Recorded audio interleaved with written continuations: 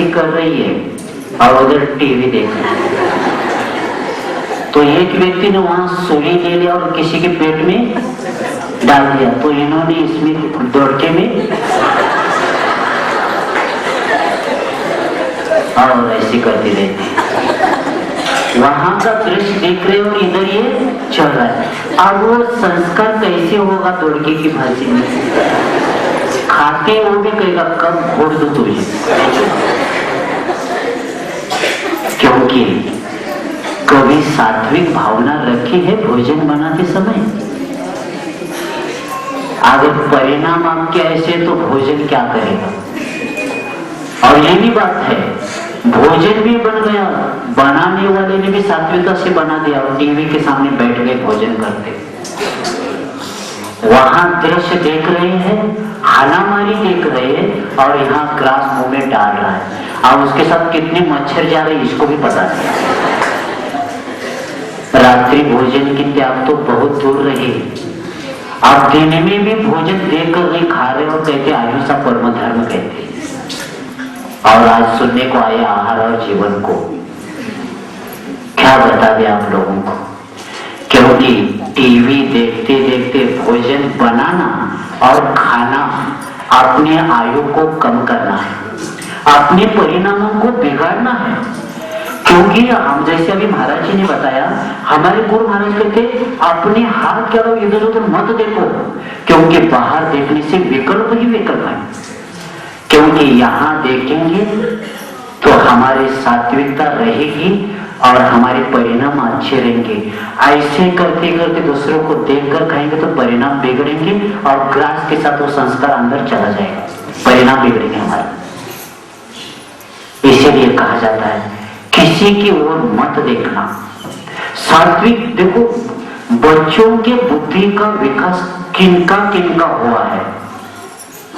जिनके घर में सात्विकता से भोजन बनाते हैं और जिनके घर में सात्विकता से व्यवहार होता है और जिनके यहाँ विवेक से आहार बनता है, उनके यहाँ बच्चे होशियार होते हैं। क्योंकि एक बार प्रश्न आया था आइंस्टीन के बारे में कि लोग कहने लगे कि आइंस्टीन इतना विद्वान कैसे हो गया, क्या उसकी मस्तिष्क की रचना अलग से किसी ने अलग है क्या? तो उसका परीक्षण किया गया। तो क्योंकि 10 अरब से 20 अरब तक कोशिकाएं देते हैं हमारे मस्तिष्क में। कितने? 10 अरब से लेकर 20 अरब तक कोशिकाएं रहती है और उस इतने में से 5% ही काम में आती है कोशिकाएं। बाकी के सब काम करेंगे ना तो कंप्यूटर बनेगा हमारे माइंड, कंप्यूटर भी फेल हो जाएगा। तो इतने 10 अरब से 20 अरब तक है, उसमें कितने काम करते हैं? 5% काम करते हैं और यह विकसित होते हैं और इसका संबंध 20,000 अन्य केंद्रों से उसका संबंध रहता है, उस कोशिकाओं का। और इसी के कारण व्यक्ति अपने अनुभव अलग अलग करता है। तो आइंस्टीन के मस्तिष्क की संरचना के बारे में जब शोध लगाया तो उन्होंने कहा कि इसका अलग माइंड नहीं है, जैसे प्रत्येक व्यक्ति के वैसे ही है। शरीर का रक्त प्रवाह क्या है? व्यवस्थित जिसके रहता है, जिसके मस्तिष्क कोशिका में ऑक्सीजन और पोषक तत्वों की मात्रा आवश्यकता अनुसार ही होती है, उसकी बौद्धिक क्षमता बढ़ती है। अलग बुद्धि नहीं है आइंस्टीन की, न बर्नार्ड शॉ की है, न आइंस्टीन की है, न बड़े बड़े विद्वानों की। हमारे में मस्तिष्क में जैसे वैसे ही है, लेकिन सादा सात्विक सरल आहार और शरीर में ऑक्सीजन, मस्तिष्क में जो ऑक्सीजन है और पोषक तत्वों की मात्रा आवश्यकता अनुसार जितनी है उतनी है, इसी के कारण वो विद्वान माना जाता है। और इसीलिए हम बच्चों को पढ़ाना चाहते हैं और बच्चा टीवी के सामने बैठकर पढ़ता है तो याद रखना कि भोजन आप लोग आपका भी अहित मत करना, बच्चों का भी अहित मत करना। भावना करो, भोजन बनाते समय अपने जैन भजन बोलो, नमोकार मंत्र बोलो अपना स्तोत्र बोलो जिसके द्वारा एक एक कण संस्कारित हो जाए, और ये संस्कारित गया हुआ एक एक कण भी उसके लिए कार्यकारी होता है। तो इतना महत्व है भोजन बनाने वाले और भोजन करने वालों की स्थिति, और दोनों की भी सावधान है। बच्चों को कभी भी हमने सुना है बच्चा रोने लगा तो बस टीवी के सामने उसको रख दिया और भोजन करते बैठ गए, तो बच्चा क्या करेगा? अभी से उसको आदत करवाया टीवी का, अभी से उसको दुराचार के संस्कार हमने दिया, और बड़ा होने के बाद क्या मानेगा? आपका नहीं मान सकता। तो इसीलिए पहला आहार की शुद्धि करो, और आहार की शुद्धि के बाद ये काम हो सकता है। और भोजन बनाने वाले का प्रभाव बहुत पड़ता है। भोजन देखो, माँ बच्चे को जब दूध पिलाती है ना, ढक के क्यों लेती है? क्योंकि कोई न देखे, क्योंकि बच्चों के स्वास्थ्य पर उसका प्रभाव पड़ता है। बच्चों को दूध पिलाते समय अगर उस बोतल में भी दे रहे तो भी उसको पर कपड़ा डालते, क्यों? कितना पिया है दूसरों को मालूम नहीं होना चाहिए। अरे कितनी जल्दी देता ये भी मालूम होना नहीं चाहिए, क्योंकि अगर कोई देखेगा उसके कारण हमारे बच्चों के स्वास्थ्य भी प्रभाव उसका पड़ सकता है, इसीलिए वो सावधान रहते हैं। ये बच्चों को, छोटे बच्चों को किया, लेकिन बड़े बच्चों का कौन करेगा? कौन करेगा इनका? तो ये प्रभाव, इससे हमें बचना है। क्योंकि समझ लीजिए, अतृप्त कोई व्यक्ति है, भूखा कोई व्यक्ति है, क्रोधी है, हिंसा वृत्ति वाला है, तो उसके लिए अगर उन्होंने भोजन बनाया तो आप भोजन खाने के बाद कभी भी आपका स्वास्थ्य ठीक नहीं होगा। भविष्य डालने भी गया, और बनाने वाला अगर हिंसा वाला है तो वो भी आहार आपके लिए योग्य नहीं है। क्योंकि गुरु नानक जी ने ज्ञान प्रकाश पूर्वार्ध में अध्याय नंबर 55 में कहा है कि वन मानव राक्षसम नदी कथा में उन्होंने बताया है कि मांसाहारी के हाथ का भी भोजन खाने पीने से घोर पाप होता है। मांसाहारी व्यक्ति से पानी पीना या मांसाहारी व्यक्ति से कोई वस्तु लेकर खाना, ये भी घोर पाप है। जैनाचार नहीं, गुरु नानक की बात, मैं आपका नहीं, हमारा नहीं बताया, तू मानसी नहीं, मैं उधर की बात करूंगा।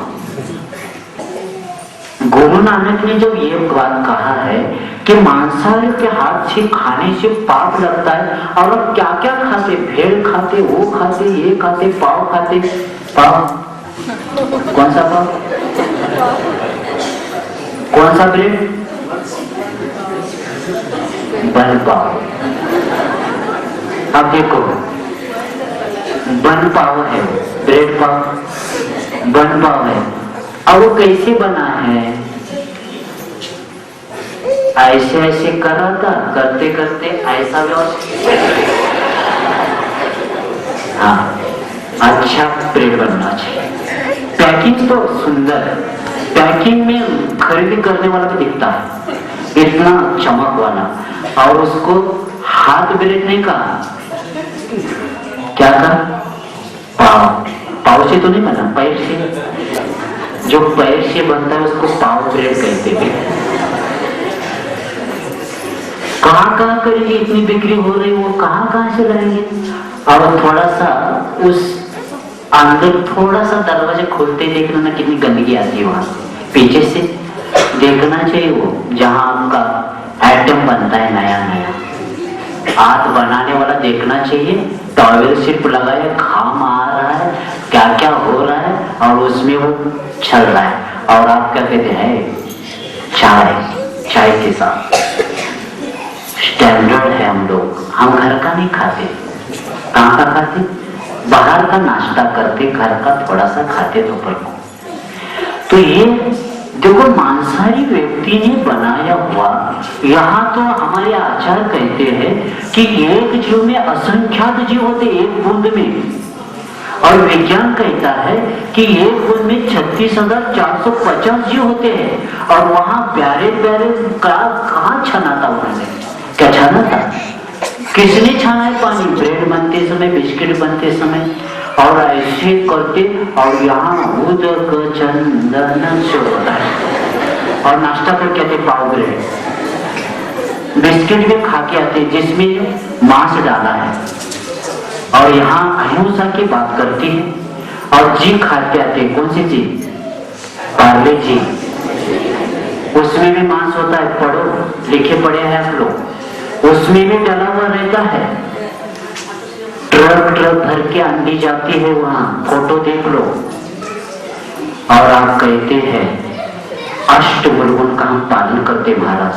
अष्टमुर्गुण क्या? एक मुर्गुण नहीं आपके पास, मूल में सब फूल है और मुर्गुण की बात करती है। तो ऐसे जो मांसाहारी व्यक्ति से हाथ से खाना दोष है, और मांस से युक्त अंडा डाले हुए पदार्थ खाते, और सावधान रखना है, बाजार से जहरीली पदार्थ आप घर में लाकर रखे हैं, और पैकिंग को देखकर बीमारी क्यों बढ़ती जा रही है? बीमारी बढ़ने का एक ही कारण है, बाजार का माल आ जाए मार्केट का, और वह सारी दुनिया त्रस्त है। अभी सारी दुनिया त्रस्त बीमार पड़ने का एक ही कारण है कि बाजार की जो जहरीली खान पान है आपने घर में लाके रखा है। जैसे आप कहते शुद्ध घी, शुद्ध घी की बात मुझे बताना है आपको। हमें 2004 में चातुर्मास किया था जिंतुर नेमगिरी में, तो एक लड़का है, उन्होंने बताया महाराज हमने टीवी में देखा शुद्ध घी कैसा बनता है।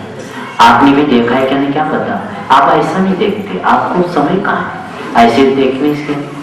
तो शुद्ध घी कैसा बनता है? तो पनवेल के पास एक फैक्ट्री है, वो व्यक्ति जंगल में खड़ा था, उसको शूटिंग ले लिया।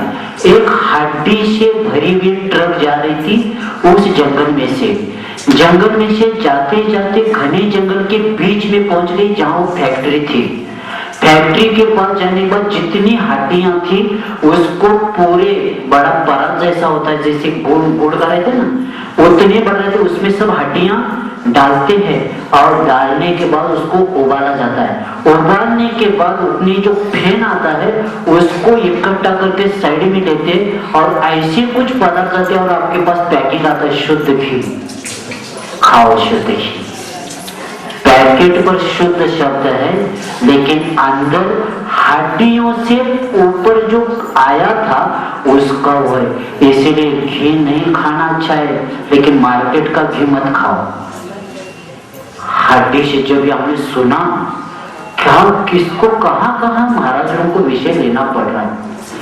शुद्ध घी का पैकेट आप लाते हैं, लेकिन अंदर तो हड्डियों का जो चर्बी था उसमें जो रहा गया था उसी को बना के उन्होंने आपके पास भेजा, और आपने उसको घी का, उसका कंपनी का नाम मैं भूल रहा हूँ। तो ऐसे घी मार्केट में आने लगा, और प्लास्टिक के बर्तन में आप अगर पदार्थ रखेंगे वह पदार्थ अभक्ष्य बन जाएगा, क्योंकि प्लास्टिक का पदार्थ जो होता है उसमें प्रेनिशन, ऐसे कुछ एक शब्द में बोल रहा हूँ, वह प्रेनिशन रहता है, उसी के कारण बड़े बड़े रोग। और प्लास्टिक के पिशवी में रखने वाले पदार्थ खाएंगे वो अजीर्ण नहीं बनता है, पचता नहीं, अजीर्ण रहता है वो, क्योंकि आपकी जठराग्नि उसको पचा नहीं सकती, क्योंकि प्लास्टिक का उसमें संबंध होने के कारण ऐसे ऐसे विष उसमें उतर गए। आप उसको पेट में डालने के बाद वो पच नहीं सकेगा, वो बच जाएगा, और वह रोगों का शिकार बनता है। इससे कैंसर होता है, और प्लास्टिक जलाने से क्या होता है सुनो, 57% जहरीली गैस निकलती उसमें से। जब प्लास्टिक को जलाने से बड़ी बड़ी गैस से 57 प्रकार की जहरीली गैस उसमें जो छूट जाती है, और इसके कारण कैंसर है, हृदयाघात है, और शरीर में कमजोरी आ जाता है इस धुएं को लेने के कारण। प्लास्टिक का जो जलता है ना, वहां अगर धुआं भी आपके पास आ जाए तो वह व्यक्ति को कैंसर उत्पन्न करा सकता है। जहरीली ऐसी उसमें गैस रहती है कि हृदयाघात हो सकता है, शरीर कमजोर हो सकता है, बहरापन भी आ सकता है, व्यक्ति बहरा भी बन सकता है उस सूंघने से गैस को। और ऐसे प्रकृति के विरुद्ध में सब काम होता है। क्योंकि अब वर्तमान का जमाना है यूज थ्रो, बस उपयोग करो फेंक दो। पानी पिया फेंक दिया, उपयोग किया दूसरा वस्तु फेंक दिया, क्योंकि यूज थ्रू का जमाना है। लेकिन जीवन भी ऐसा है यूज थ्रू, वो भी ऐसे हो जाएगा जैसे आपने उसका उपयोग किया तो आपका भी वैसा हो जाएगा। तो ऐसी वस्तु से हम बचेंगे, साबूदाना से बचेंगे। साबूदाना खाना मांसाहार है, लिख के रखो। तुम्हारी संकष्टी तो मुझे बहुत तकलीफ कर रही है। हाँ, पहला रात्रि को भोजन खाना नरक का द्वार है और 9:25 को छोड़ रहे अभी भी।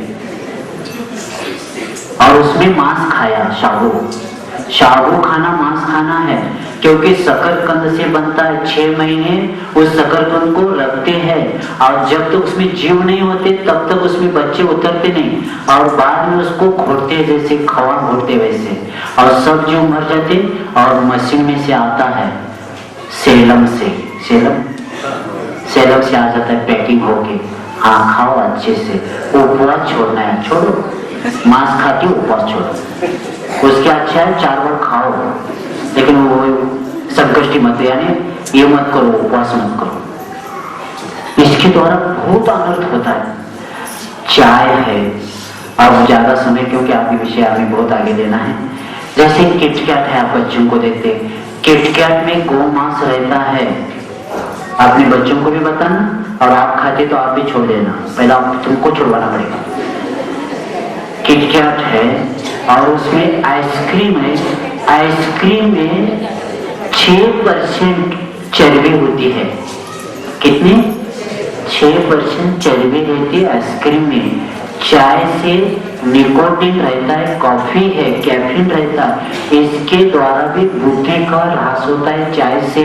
जैसे एक घोड़े को दौड़ते आए मारने के बाद कैसी तकलीफ होती है, उसी तरह एक कप चाय पीने से यकृत को विकृत करता है और व्यक्ति को अपनी पाचन क्रिया को मंद करवा देता है। और इस चाय से बुद्धि का ह्रास होता है।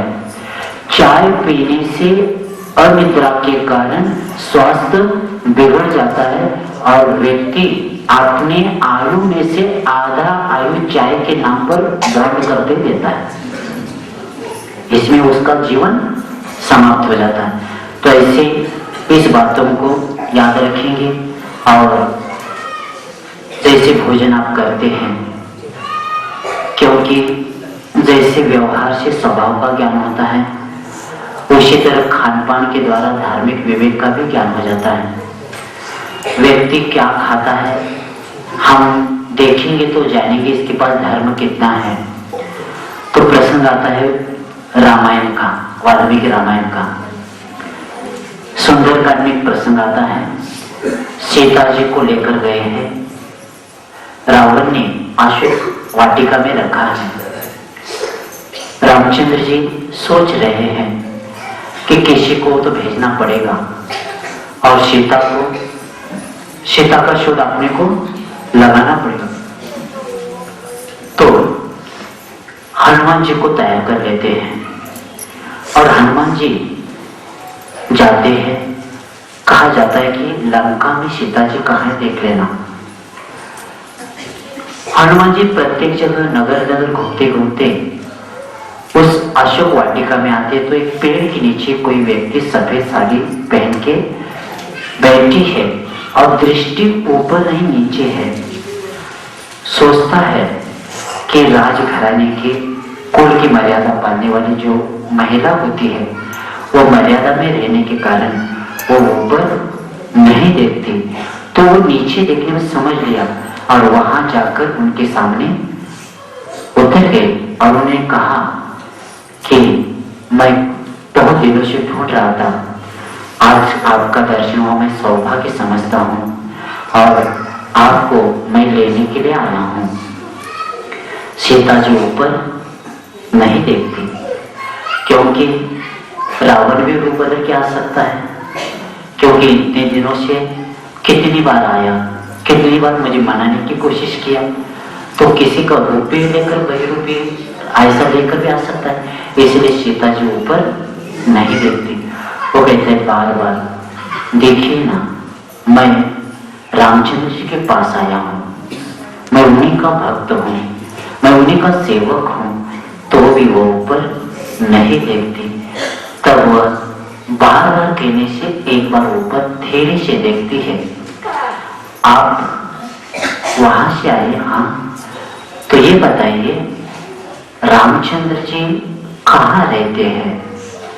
रामचंद्र जी का खान पान क्या है? तब कहते हैं कि मैं न मौसम राघवो भुक्ते न जीव मधु सेवते वन्य सुहितम नित्यम भक्तम वचनातु केवलम। रामचंद्र जी मांस नहीं खाते और मधु का सेवन नहीं करते, वे जंगल में रहते हैं और फल और चावल ये इनका भोजन है। जब ये परिचय बताया तो कहते हाँ अब विश्वास हो गया, आप रामचंद्र जी के पास आए हैं, क्योंकि मांस नहीं खाने वाले, मधु का सेवन नहीं करने वाले और ऐसे वे जंगल में रहने वाले कहते अब विश्वास हो गया कि आप वहां से आए। तो आगे की जो भी आपको इतिहास पता ही है। तो व्यक्ति की पहचान किसके द्वारा हुई? खान पान के कारण। इसलिए विनोबा भावे जी ने लिखा है कि किसी पार्टी में आप गए तो उस व्यक्ति को बिना बोले उसका स्वभाव का ज्ञान करना हो तो इतना करना कि उसके थाली में क्या क्या पदार्थ है। थाली के पदार्थ हमें बताते हैं तामसिक है, राजसिक है या सात्विक है। हमें बोलने की जरूरत ही नहीं पड़ती, क्योंकि खान पान के द्वारा धार्मिक विवेक का ज्ञान होता है। रामचंद्र जी मधु का सेवन नहीं करते थे, क्योंकि कहा गया है एक मधु का बिंदु कोई अगर खाएगा उसको 7 गांव जलाने का पाप लगता है। और ये कहाँ बताया है? जैनों ने नहीं, महाभारत में अनुशासन पर्व बताया 7 ग्रामेषु दग्धेषु यत् पापम जायते नृणाम यत् पापम जायते तेषां मधु बिंदु के भक्षणा। एक बूंद का मधु का सेवन अगर कोई करेगा उसको 7 गांव जलाने का पाप लगेगा। और अभी कोई मुझे बताए थे बच्चों को जन्मने के बाद उनको चखा देते, मां चखाना, क्योंकि अभी मैंने 2 दिन पूर्व किसी सुना था कि बच्चों को क्या करते, जन्म होते ही उनको थोड़ा हाथ को लगा के मधु को चखा देते। हमने कहा पहले से ही कितने गांव को जलाने का पाप लगा उसको, और उसमें भागीदार कौन? माँ, यानी माँ ने और लड़के ने जला दिए इतने गांव को, क्योंकि वो उल्टी है। मधु क्या है? उल्टी है।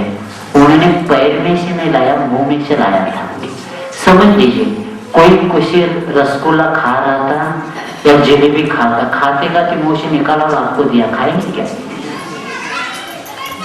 तो वह एक किसी फूल के ऊपर बैठकर मुंह में से लाया था और इकट्ठा यहाँ किया है, इसलिए वह मधुमक्खी है, उसकी उल्टी है, उल्टी को मत खाना।